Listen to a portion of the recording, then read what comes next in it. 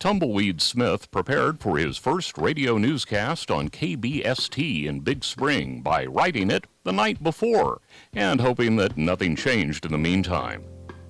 From those humble beginnings, Tumbleweed has built a legendary career, doing news at KPRC in Houston and also working in Columbus, Missouri and Des Moines, Iowa.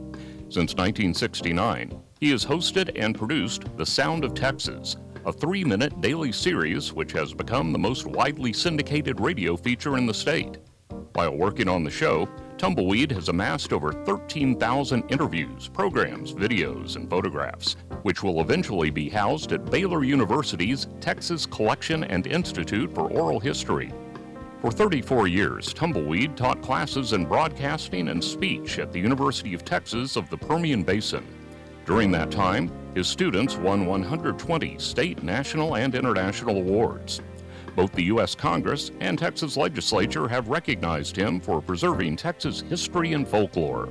Please welcome Tumbleweed Smith to the Texas Radio Hall of Fame.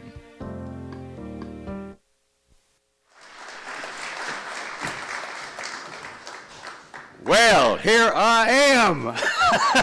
I am thrilled. When I called former Hall of Famer Rex Tackett down in Brownwood and told him that I was no longer a nominee, that I was an inductee, he said, well, you know, if you live long enough, all the witnesses are dead. I'm so glad that I've lived long enough to be here. In 1960, I had no idea what was ahead for me in my life. I was on a ship coming into New York after a 2-year, all-expense-paid trip to Europe, courtesy of the U.S. Army. I noticed a bunch of guys, when we got within range of New York City radio stations, they crowded around a radio. The first thing they heard was a commercial for a meat market. Those guys cheered. They hadn't heard a commercial in 2 years. That was America. That commercial was right in the middle of a newscast. For me, that was my epiphany.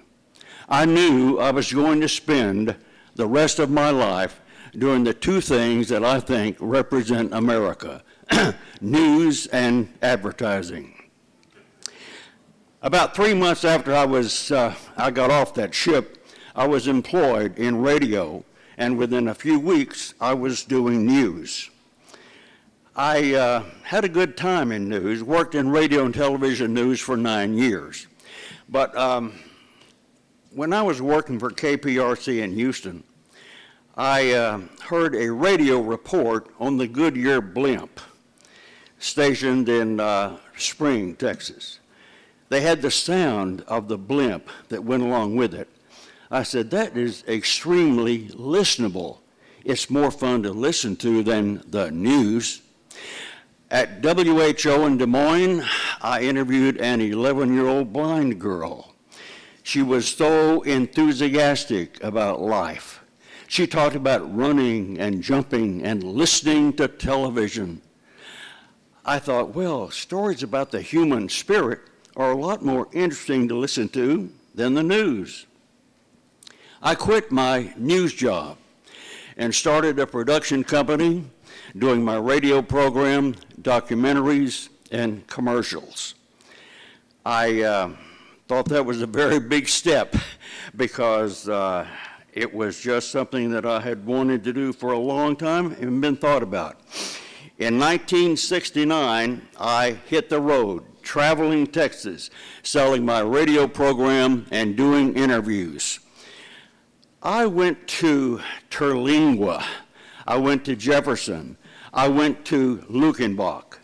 I found storytellers and characters.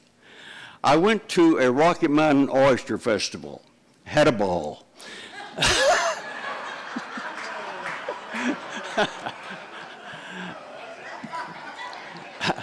I went to a chigger festival, a rattlesnake roundup, and a fire ant calling contest. I went to the Folklife Festival and did some reports on the emerging Texas chili culture.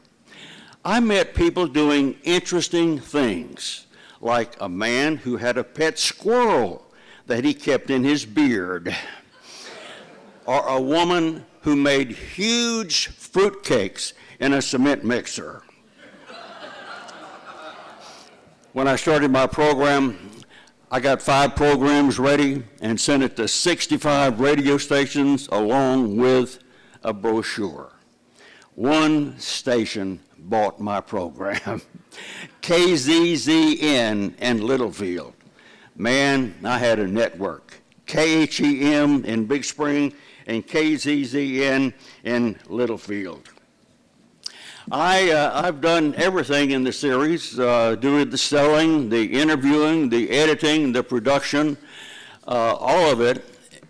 When I started, my 2 sons, Kevin and Beezy, helped with the duplication, putting my program on reel-to-reel tapes and mailing them to radio stations.